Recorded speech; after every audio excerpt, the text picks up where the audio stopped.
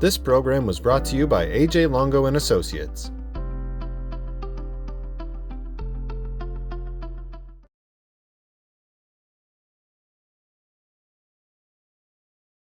Good evening.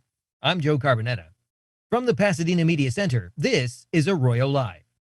Our program is produced by Pasadena Media to help enrich our community through informative and meaningful conversation. Remember, you can share your comments with us anytime at arroyolive@pasadenamedia.org. This year, Pasadena Media is celebrating 38 years serving the community of Pasadena, providing municipal and public programming. It's easy to forget that we are already almost a full month into the new year. On the surface, it seems that little has changed. The COVID-19 pandemic continues to make headlines as daily new infection and hospitalization rates remain high. The discord and congestion in our nation's politics remain at a near all-time high as well, and levels of crime and criminal behavior continue to rise across the country. Here in Pasadena, the number of shootings has risen more than 22%, all at a time when the subject of policing, prosecuting, and punishment are still hotly debated subjects among politicians, community groups, and average citizens in every neighborhood. But a closer look reveals that the new year is indeed bringing with it change, not the least of which is the new laws which began taking effect as of January 1st. AB 89 raises the minimum age requirement for new police officers in California to 21, and further requires those new officers to hold, at minimum, a bachelor's degree. AB 481 will restructure the ability of law enforcement agencies across the state to acquire surplus military equipment. AB 26 requires police officers to intervene in and report suspected instances of use of excessive force, and AB 490 forbids law enforcement agencies from the use of restraint techniques that lead to a substantial risk of positional asphyxia. Tonight, I talk with experts in the fields of law enforcement and criminal behavior as we discuss the progress of policing. Please join me for tonight's edition of Arroyo Live.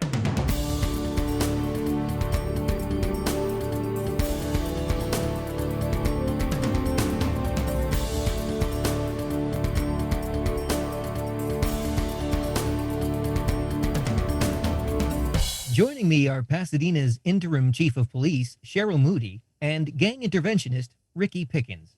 Thank you both for joining us this evening. Thank you for having me.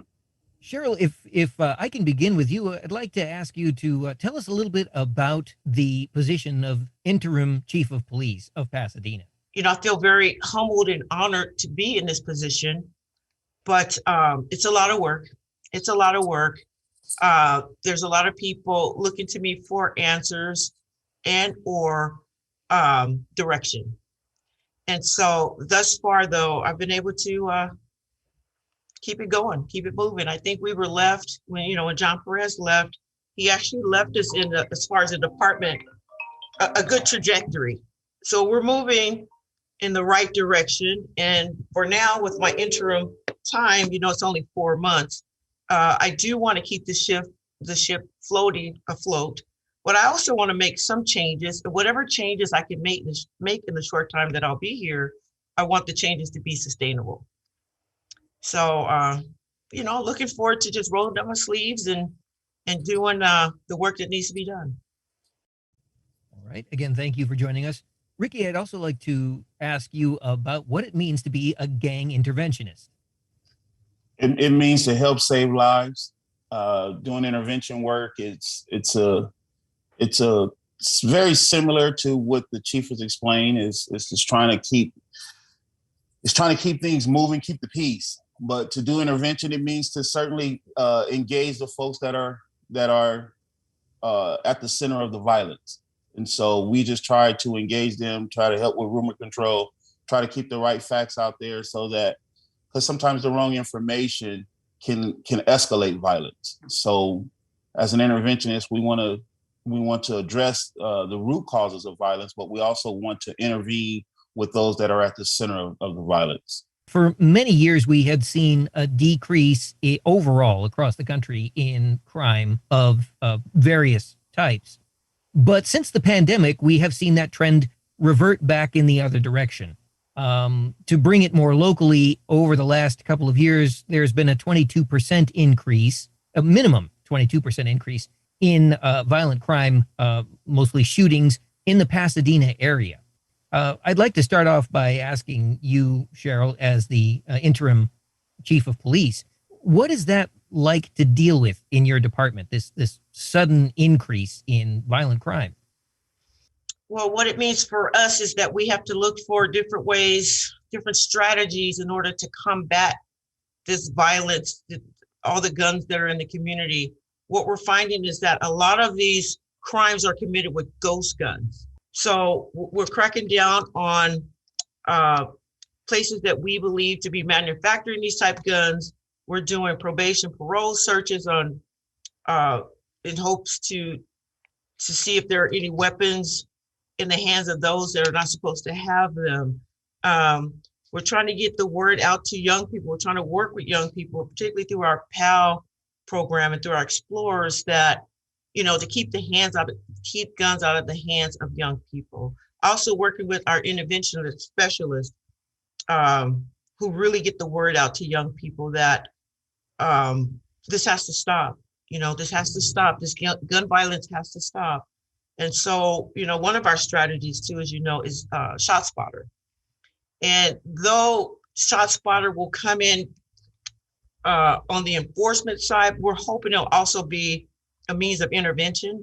If those who wish to do harm or armed, or those that are doing shootings in the community, if they know that there's a better chance of them being caught, particularly with ShotSpotter pinpoint and homing in exactly on their locations when the shots are fired, we hope it will be it will work to intervene as an intervention to these shootings that are going on. But I agree with you, and the shootings that we're seeing, unfortunately, is we're seeing young people, not just victims, but young suspects with guns. So that is a big, really big concern for us. Again, we'll work with our interventionists, other organizations in the city to try to find a solution. We're looking for solutions for this. How frustrating is it to you as the person in charge of a large department, in charge of a major metropolitan area?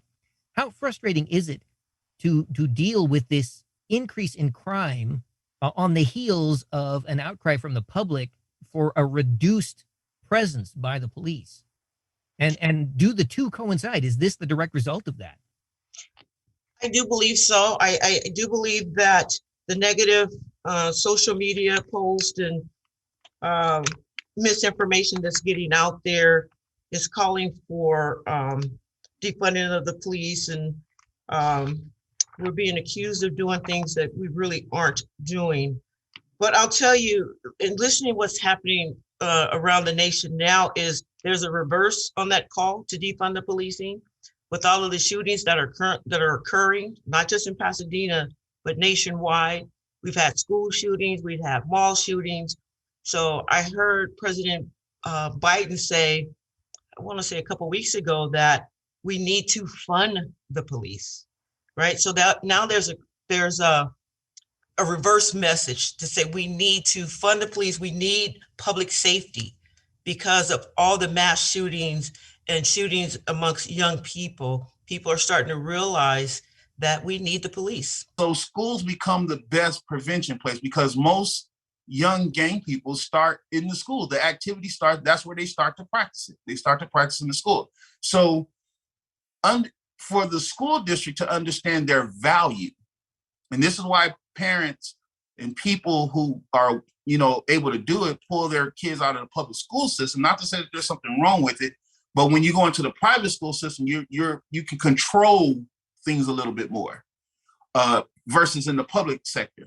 And so in saying that, it's schooling. The schools are the place for the best prevention. And so then bringing in the right organizations or the right people who can address very early on some of the dysfunctions or some of the risk factors that are involved that you notice at an early age, just like they do with we learned that they do with the prison system. They start identifying, at the third grade reading level of how they should start to build prisons, because they know, at this particular level, this generation, if they don't get their reading comprehension and things up in the next several years, these people are going to be a part of the life of crime. So it's the same way with, you start identifying them very early on in the school level, at the elementary level, where you start to see, because you can see very early on certain behaviors and certain things that will say, if we don't stop here at, Miss Wilson's class in the second grade, by the time they get to Miss Wilson's class at the middle school level, they'll already be functioning as gang members. So it's not so much program, it's the institution that's more important, and then bringing in the right services to address those dysfunctions. Because again, like I said, most kids at that early age, they don't come out saying they want to be gang members. There's usually something within the home, something within their environment, or some type of tragedy that helps. I often tell a story of two young men who both had aspirations to be police officers and firefighters. One was walking home one day, tragically got killed in a drive-by shooting, very innocent, but he ended up getting killed. Well, his cousin, who wanted to retaliate against the gang, grew up and said, I want to become the rival gang member so that I can get vengeance on the gang that killed my cousin. Now, he totally got off track from wanting to become a firefighter because of this incident that happened. One of the factors that has been discussed as being part of the increase in violence that we're seeing, particularly in the Pasadena area, but in many parts across the country, we're seeing a return to a high level of activity by gangs. And when I say high level, I mean much more violence. What is your impression of that, Ricky? I think it's a number of things. I think it's the all the social stuff that's going on, around the stuff that we've seen across the country, of course, with the George Floyd and all those things. So that social, which created it increased the divide between public trust and police. So, you have people who want to take things into their own hand, are a little reluctant to call the police in certain situations, particularly in that type of culture. And then you have the social norms of, the pandemic, where people are together a lot more. People are shut in together. There was a lot of opportunity during this time for groups to be together for long periods of time, when the pandemic is not there, that they're not together. Even kids are at home for extended periods of time. So you think of it like this in a social aspect, where if let me give you a quick scenario. If there's an older brother and a younger brother, where the older brother is normally out and about and maybe be doing something, in that gang activity, where now he's at home every day with the younger brother or younger sibling, where he has a lot more influence at that point, or she has a lot more influence. And so you get that kind of social activity mixed with just economic diversity.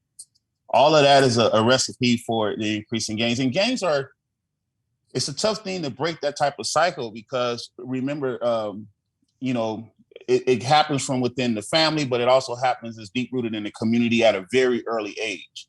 And so if we don't break the cycle at a very early age and catch the trends at a very early age as a public, then it just continues to repeat. If we go back as far as the late 1980s, Pasadena, and certainly many parts of LA, were hotspots for gang activity. Certainly different regions had different gangs that were affiliated with those regions. Are we seeing a return to that now here in the 2000s? No, because gang membership and gang banging is a lot different from that trend. Particularly around the LA County, LA area, when gangs started in the early 70s, late 60s, it was a very popular thing and it was on the rise. So 80s and 90s, with the drug pandemic and all that stuff that was going on, the crack cocaine pandemic, where it made crime a lot easier. Well, now it's a lot different. Gangs are not the same. Gang banging is not the same. The opportunities of crime for gang members, you have the basic ones, but now you have, you can do so many different type of crimes as a person who's in the gang. So it's a different climate. I think it's more now of just crimes, of the opportunities that are there. and then the inequities in certain communities that also, that contribute to that. I know there have been a series of high-profile events in the Pasadena area, Villa Park, East Pasadena, most recently on Los Robles. Can you tell us a little bit about those incidents?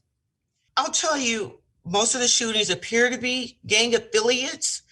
The one on Los Robles, for instance, we believe that group had been involved in an incident that occurred at Villa Park several days prior. This was more like a retaliation. So we're seeing those kind of incidents that are occurring. We're fortunate in that our interventionists, they get a lot of that information ahead of time, or they can come in on the back end and give us information or steer us in the right direction of why things are occurring, which helps us to try to be as preventative as possible. But to be more specific about each shooting, I mean, again, each one, other than the one on Raymond, appeared to be somehow gang related. The one on Summit with Mr. Jamal Patterson, he was not necessarily in a gang, but we believe those that were arrested were related to a gang or involved in a gang. There have been a series of articles in various news media outlets talking about that increase in violence, particularly in the Pasadena area. And one of the things that comes up over and over again is that the majority of the increase is taking place in the northwest corner of Pasadena.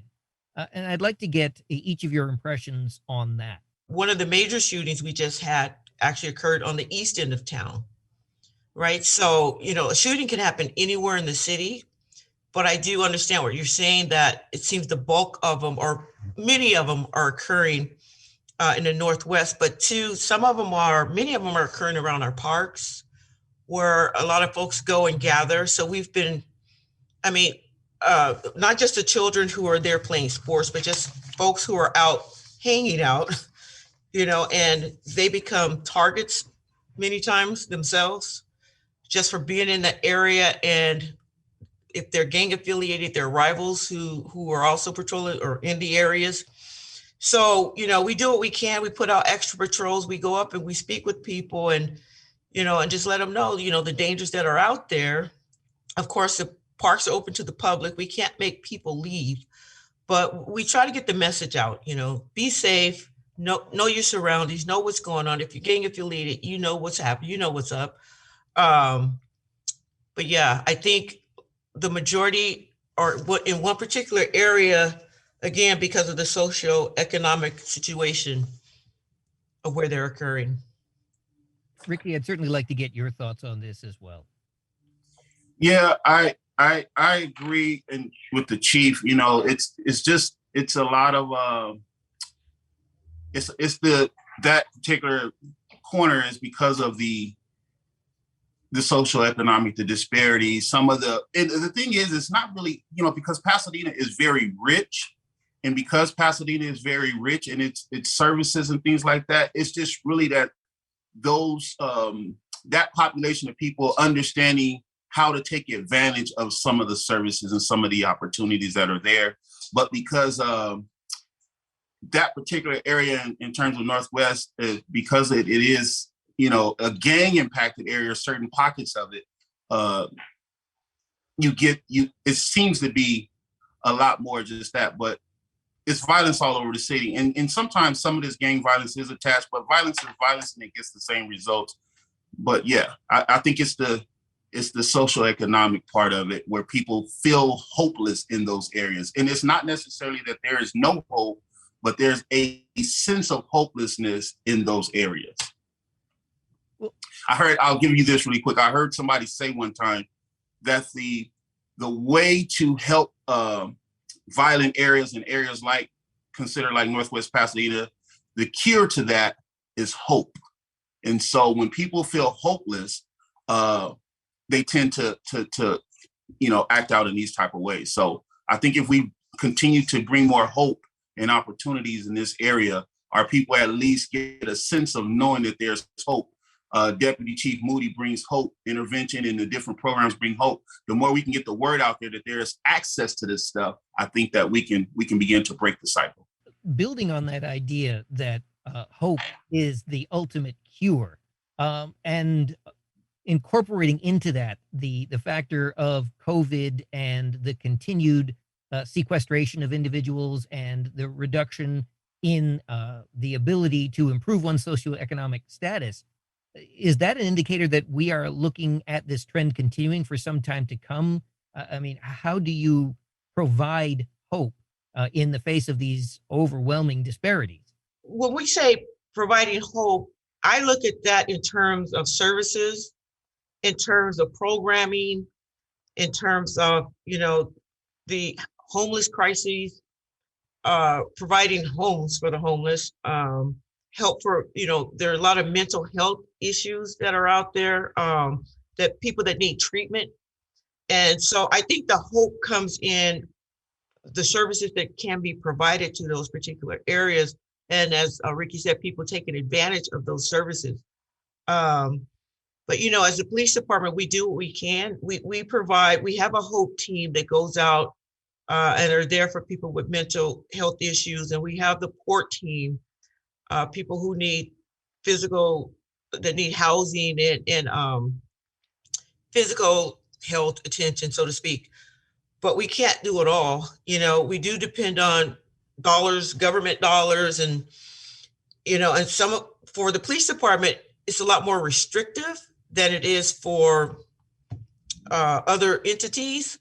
But again, we do what we do, but I think providing services to those areas will prevent us from having to provide so much enforcement. It'd be less enforcement if there was more services, in my opinion. Ricky, you mentioned that you had some ideas. Yeah, and I want to piggyback on that. So when we talk about public health, we talk about, the operative word there is public. And so it involves everybody. And so it's not just public health. Part of public health is public trust. And so what gives us hope is knowing that the people that we're entrusting to help us in our times of crisis, i.e. the police department, that when they come in, that there's a level of trust there. So again, having people like Chief Moody and her staff and the things that they're doing there in terms of the way that they do policing and the way that we believe that she's going to help be instrumental in doing policing, that's a start, because that gives us hope to know, okay, now we're not focused on the person that we're looking to help us to come in to abuse us. So that's one thing off that you can stop thinking about. And so then the next thing is how do we address the mental health, and how do we address the homelessness, and how do we address the lack of jobs and things like that in a place where it's getting costly to live.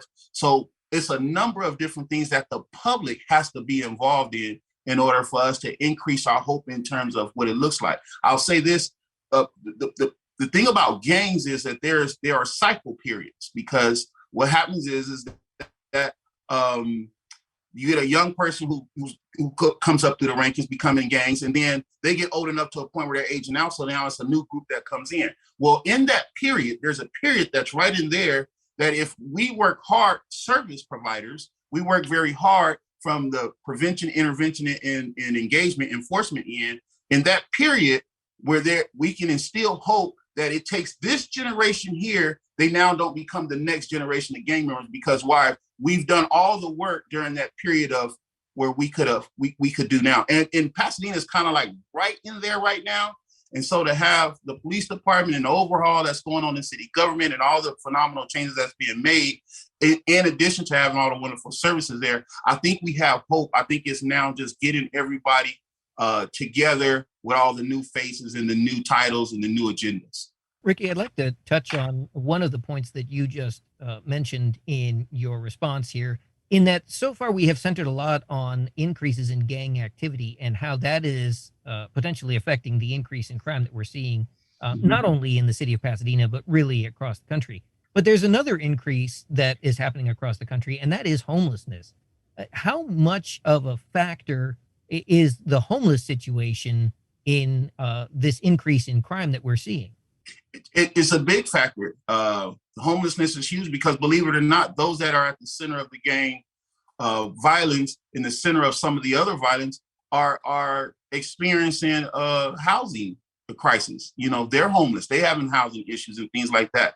I think Chief Moody mentioned something else that was important. A lot of these guys and girls are traumatized. So a lot of people are out there with mental health. That's within the gang culture, within the gang community, that have untreated, undiagnosed mental health issues. So again, public health is a big deal in it, but it takes the public. But homelessness is a big deal because, again, if you're homeless, more than likely you're probably having some food insecurities and things like that. So and you don't have a job. You're probably fighting some other issues that's creating a barrier from you getting a job, whether it's being arrested before, so having a felony record and so on and so forth. So it's helping to identify and remove some of the barriers so that these folks can become productive citizens in our community. And homelessness is a big deal in that because a lot of these people that are at the center of this are experiencing some of that. Not everybody. Now, there are some people that's doing it, you know, they're thriving and they're, you know, the gang is another benefit for them. But trust me, the level of gangs and the way gang banging is today is not the way it was, you know, 20 years ago. You know, it's a lot different. Chief Moody, from a police perspective, how is the homelessness situation affecting the crime rate? Like I said, our Hope team and our Port teams really help with that. They actually get to know the homeless. They do offer services. Not all of them want to accept the services, but it gives the officers an opportunity to have a conversation with them, to talk to them, to check for their IDs, to have a better idea if this person really has if he's prone to some type of violence or something to that effect. But for me, it's the boots on the ground who are just out there and doing their best to identify and stay in tune with our homeless population. Yeah. Well, I'd like to go back to the hope solution, because I certainly do believe that that's more of a long-term solution and probably the ultimate solution to the increase in crime that we are seeing. But I would also like to talk about what's being done in the short term. Chief Moody, I know you mentioned the shot spotter system. Is that currently being employed in the Pasadena area? It should be up and running. It is already put up, but we haven't turned it on, so to speak, because we're still training our officers on how to, when they get an alert that shots have been fired, and how to respond and different things like that. So the training should be completed next week. It's not only for our officers, but for our dispatchers. And we also want to go out and train the community on what this whole thing is about, what it looks like, what they may encounter, different things like that. But as far as the homeless, there's not a lot of shots fired, so to speak, involving, or guns involving homeless. Usually the crimes we see involving the homeless are usually amongst themselves. That's what we've seen here in Pasadena. I know other cities see different things, but ours is the homeless are usually violent towards one another. We get a lot of trespassing on private property, a lot of thefts from commercial businesses. But so we have our own unique set of problems with our homeless. But like you said, the Hope team, they are out there. It is long-term, but they also do short-term solutions too. If someone needs immediate housing, they said, I'll take the immediate housing. We have vouchers for them. And yeah, maybe a short-term assistance, but it's getting them off the streets. It's getting them started in the path to being housed. If they commit a crime, we make arrest. That's short term, but a lot of times judges will order them into services. So we're taking every avenue we can to keep the community safe, but also service our homeless. How frustrating is it to you that LA's district attorney does not seem to be effectively prosecuting these criminals when the police get them off the streets? It's extremely frustrating. It's not just happening in Los Angeles, it happens here. I mean, we can arrest someone for a particular crime, and by the time the officer gets them in the car, gets them booked into the jail, they're back out before the officer can write the report. So we have the $1 bail system that's happening right now. And, with the gun charges, sometimes it's just a citation. So it's very, very frustrating, and laws have to change for us to be effective. Or Gascon has to really rethink his position if we want to make a dent in these violent crimes that are occurring right now. Well, it's interesting that you mentioned that, because the official word from Gascon's office is that the reasoning behind this methodology is to address the disproportionate socioeconomic status of those who are committing these crimes and the reasons that they commit these crimes. The alternative side of that coin is that there is no repercussion for committing the crime. There's no punishment. And do you feel, and again, I'm addressing this to both of you, do you feel that this is emboldening people to go out and commit these crimes? Absolutely. I think year to date, we've taken 400 or 500 guns off the street. And people that are riding around with guns in their cars know that if they get pulled over, as long as they haven't committed a crime as far as shooting a gun, but just having it in their car, they will probably just be cited out. That's just common knowledge now amongst those that carry guns. Yeah, and I understand what Gascon is saying. I understand him saying that there were inequities in sentencing and people going to jail, people of color, disparities in arrests. I understand, but the process by which he's using now, by not holding people accountable, is counterproductive. It's counterproductive. Instead of just releasing people back into the street, find programs, services for these people, get them rehabilitated before you put them back out onto the streets. If not, they're going to go back out and commit the same type crimes that they went to jail initially for, because they don't know any different. And Ricky, again, I would like to go to you and get your impressions on this particular subject as well. Yeah, I think that Chief is spot on. The lack of consequence, I'm going to say it in a different term in the way you're putting it, but the lack of consequence is a big deal. Guys are getting arrested, and, it used to be people would know, hey, you got arrested on a Friday.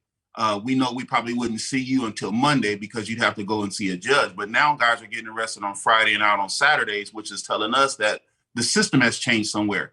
And that reverberates throughout, particularly, I'm always speaking from the gang culture, so understand what the perspective I'm giving. So that reverberates throughout the gang community, and they exchange that information. Hey man, how'd you get out, and here's the laws. And a lot of times there's the prison law, and the guys within the culture, they'll talk about, hey, I got arrested for this, but they let me out, they slapped me on the wrist. So the lack of consequences sticking with these guys is a big deal, because they're right back out and they're right back in the community. And now you're not just back out, but now you have this badge of honor as a gang associate or a gang member, because you've gotten arrested, which is part of your stripes as well.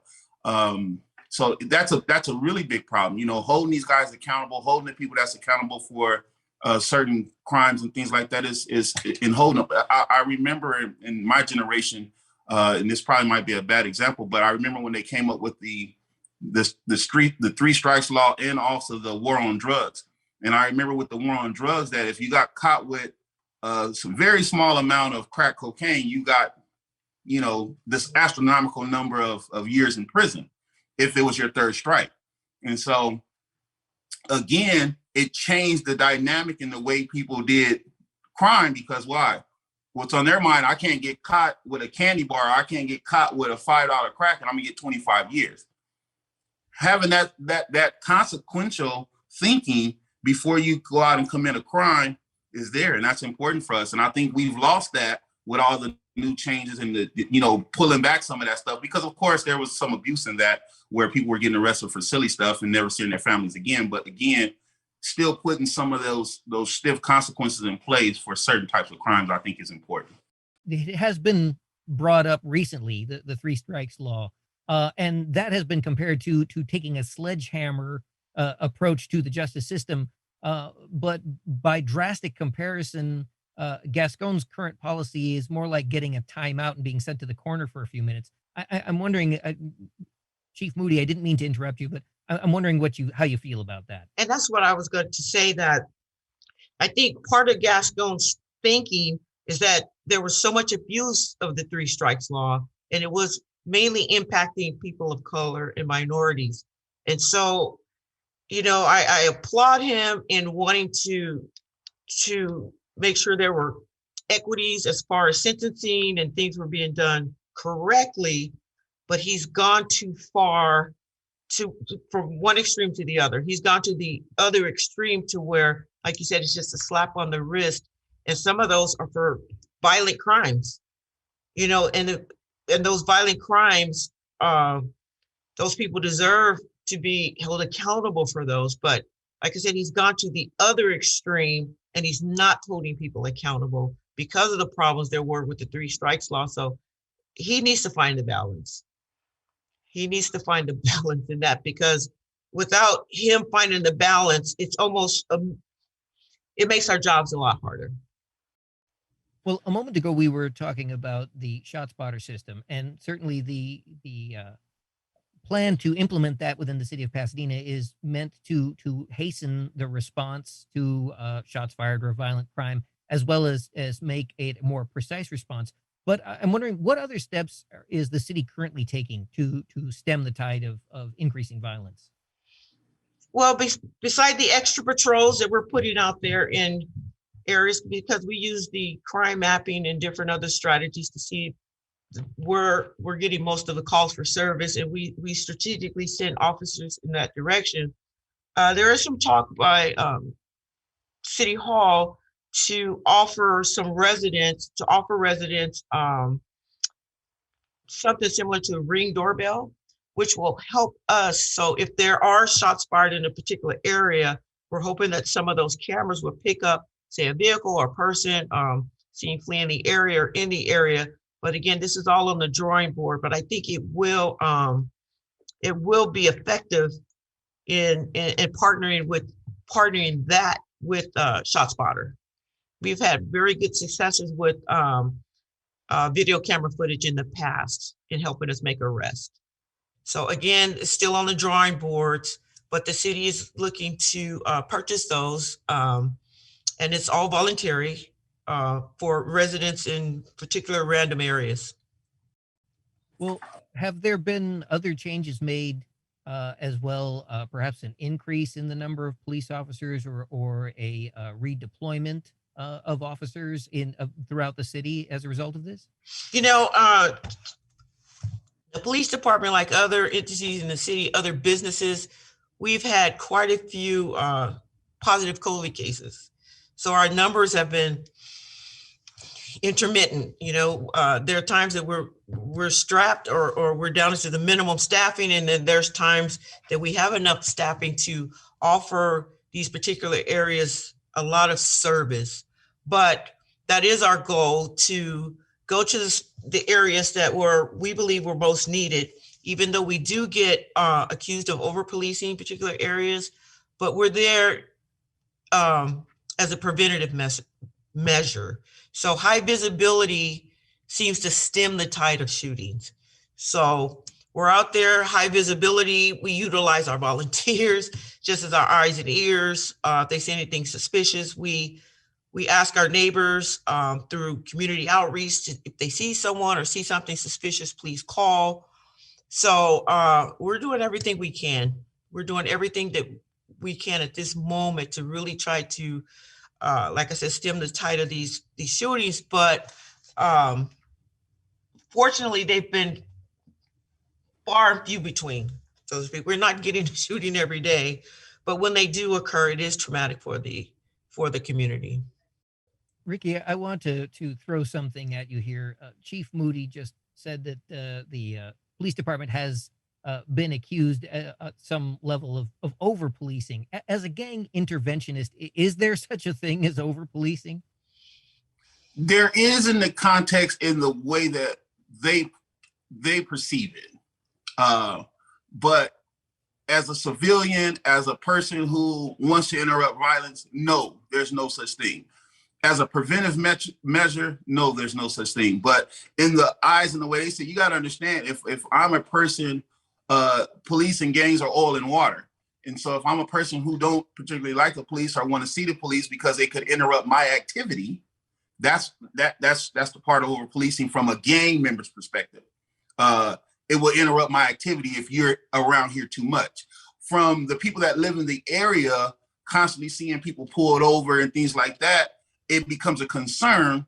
But the only reason why it's a concern because of the interactions and the distrust between community and police. If there was a trust between community and police, there's nobody upset about seeing someone pulled over. Because why? We want those who are responsible for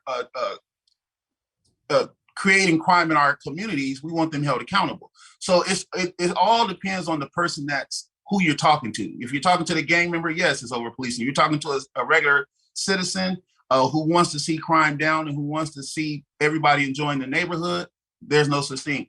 Me particularly, and I think I can speak for some interventionists, at least in our area, that preventative measure helps us. We like to see the police visibility because, again, that prevention could stop the next shooting. That visibility could stop the next other potential crime that can happen. So for me as an interventionist, we encourage it. We just encourage it in a positive way that when the police have to police the correct way. And I'm not saying that they don't or they do. I'm not passing judgment either way. I'm just saying that visibility, and don't just make that visibility an enforcement issue, which I think that Chief Moody is and even Chief Perez tried at times. I think that visibility has to come with engagement. It can't just be we're here to be seen, but we're here to engage with. Police are part of the community, so don't just come and drive around the park, but get out and engage the community that's in the park. Don't just drive around the local apartments. Get out and engage the community that's sitting out on their porches in the apartments. And so I think it's the way we police that prevention side of it is the concern to some people. Well, in building on the ideas of trust and the concept of potentially over-policing, at the beginning of the show, we discussed that there had been a series of high-profile police interactions over the last year or two, which led to protests and other things, calling for defunding of police, so on and so forth. But as a result of some of those events, and perhaps most particularly the incident involving George Floyd, there are a number of new laws that have gone into effect as of January 1st of this year. And I'd like to take the last moments of the show to talk a little bit about those, beginning with AB 89, which is actually aimed at improving our police force by changing the minimum age at which a person can become an officer from 18 to 21, and additionally requiring those candidates to have attained at least a bachelor's degree. I'd like to get your opinions on that. And again, Chief Moody, if we can begin with you. So our standard has always been the age of 21. But as far as having the degree, what I think those that prepared those bills or wrote those bills don't understand that you're narrowing, making that pool of candidates a little bit more narrow. Because one of the things I wanted to ask you about. Yeah, because just think, if you go to a 4-year college, maybe being a law enforcement officer is not the first thing on your mind, or even having a bachelor's degree when you can go do something that's less dangerous. You get less criticism, you make more money. So why would you want to go to a police department? But like I said, it's going to make the pool of candidates a little shorter, a little smaller, in my opinion. But as far as the age of 21, we've always had that standard. And Ricky, I would like to get your impressions on that. I agree with the chief in terms of the bachelor's degree. I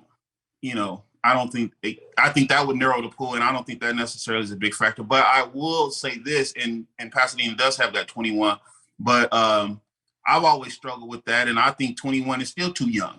I think they should go up to about 24, 25 years old.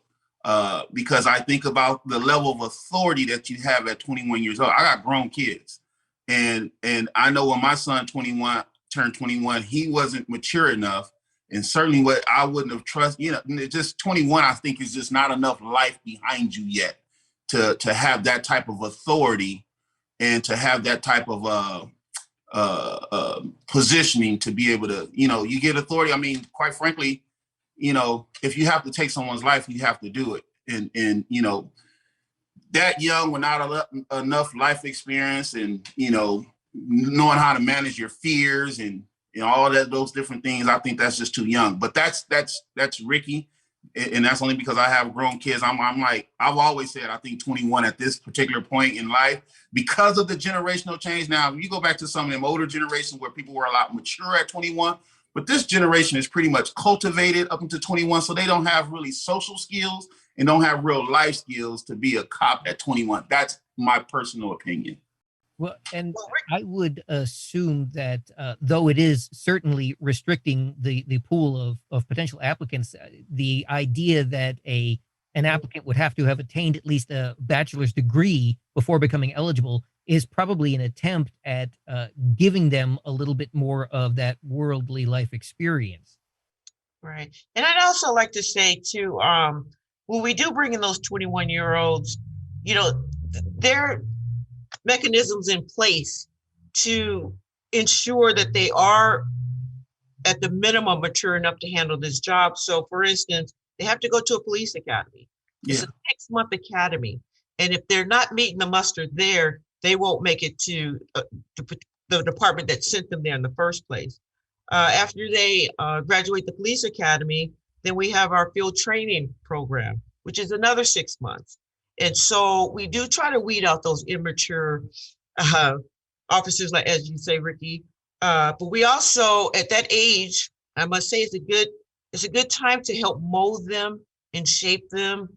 They don't have a lot of bad habits, at that point. And you can get really good police officers out of those young people. Now, I came in a little bit older, but I've seen, the after product of the training, the academy and our field training program on young people. And it really does help. It really does help to mature them. Yeah, I don't disagree, Chief. I really don't disagree. That's the dad in me talking, and just having experience working with young people so much. I'm just like, golly, it's just, you see the 21-year-old today is not the same 21-year-old 20 years ago. It's just a different, times have changed, generations have changed. So, I don't want to put every 21-year-old in this generation in that category. I'm just saying that, times have changed and the youth have changed so much different than it was, even the exposure. These young people are not as exposed as they were 20 years ago in terms of socially. And so, now a lot of we grew up going outside and you learn how to deal with each other socially, where now you have a tech savvy and everything is here.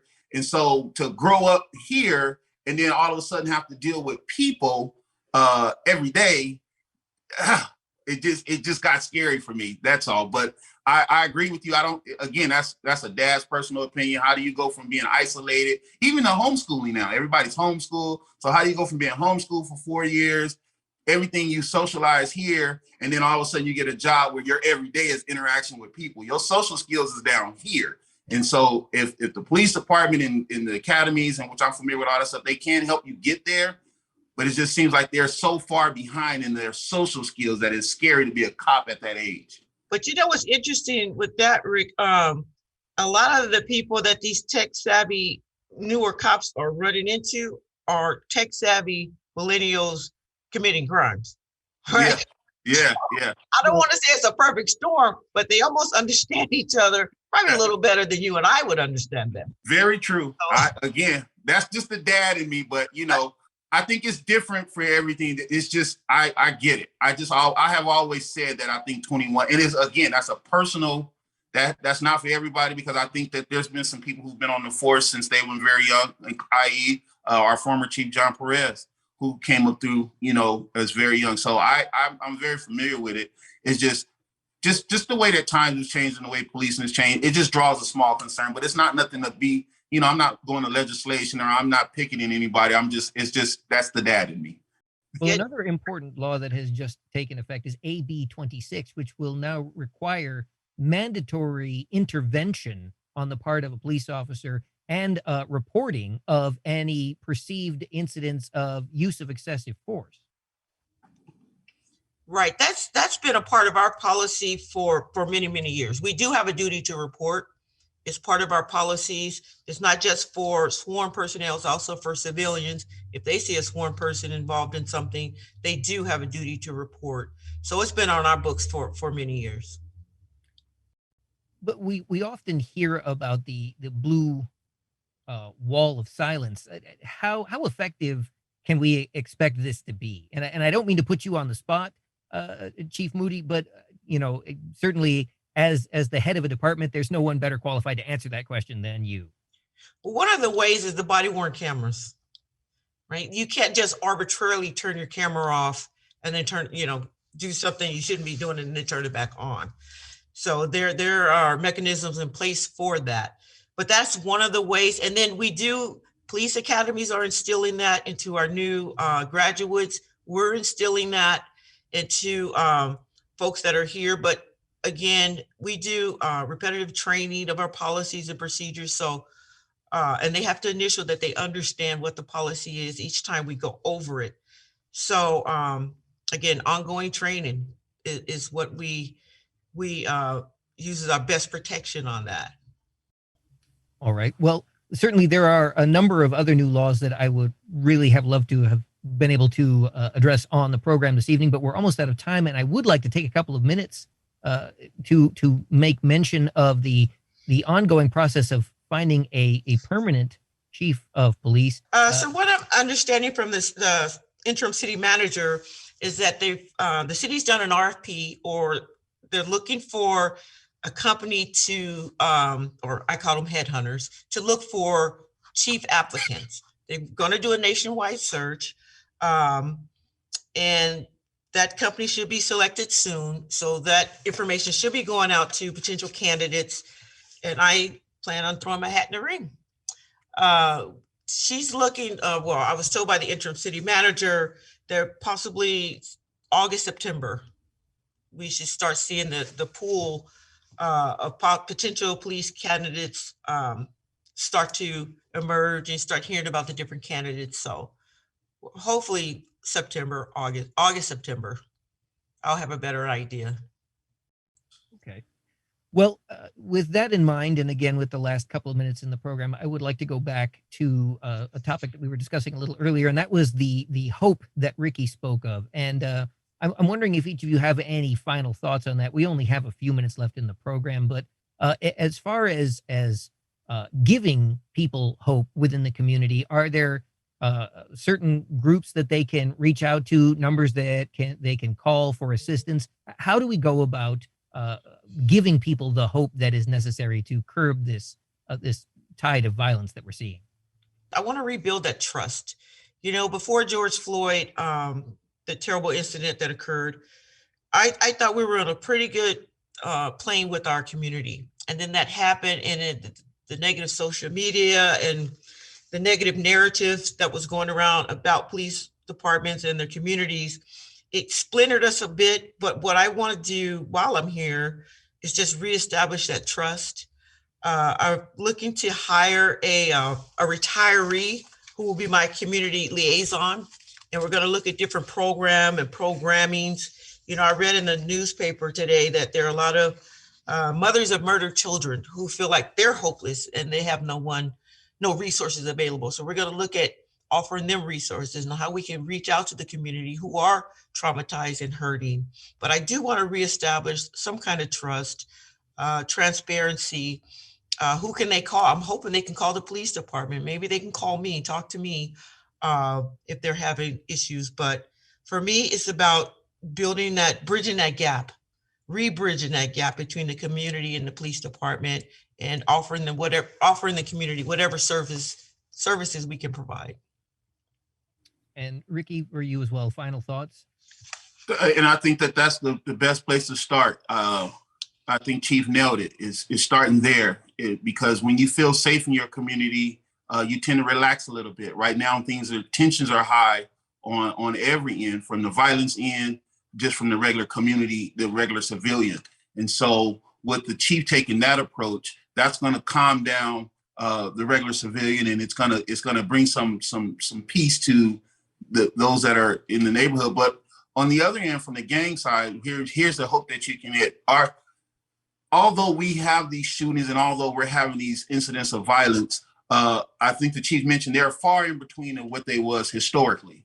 And so the hope is knowing that the interventionists and all the people that the service providers are starting to have conversations to figure out how to address the root causes so that, remember that period I told you about, that when we're in that down cycle, that we can impact the next generation so that they don't become the next the next folks that are involved in gangs. So the hope is knowing that behind the scenes, there's a lot of efforts that's going on from service providers to interventionists to people that are involved in outreach and prevention that are having conversations to help break the cycle and to come up with systemic long-term approaches that will not just interrupt violence, but because we don't want to continue to interrupt violence, we want to break the cycle of violence. And that's by really identifying effective programming, effective people, because people are programs. So identifying who the effective people are within the community that have the right influence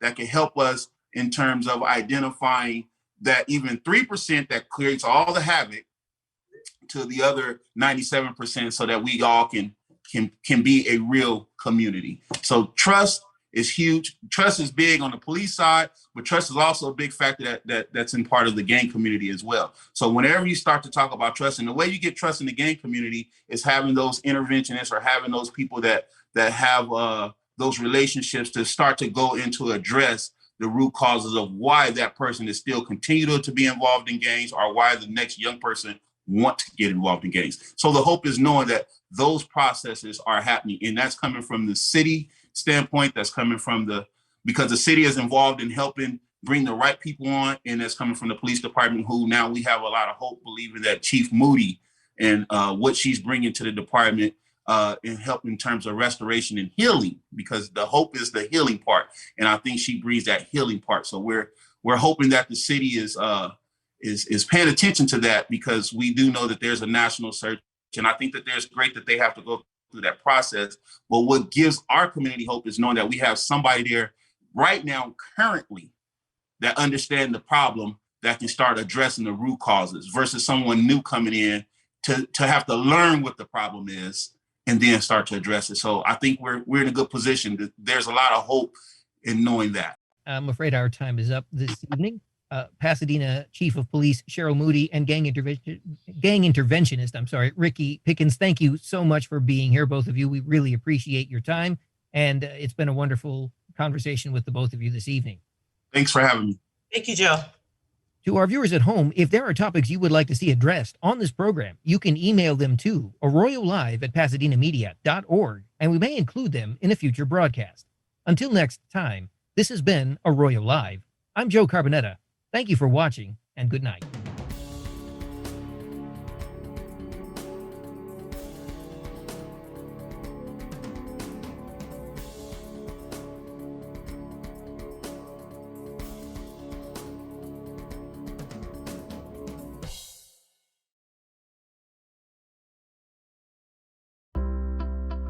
This program was brought to you by AJ Longo and Associates.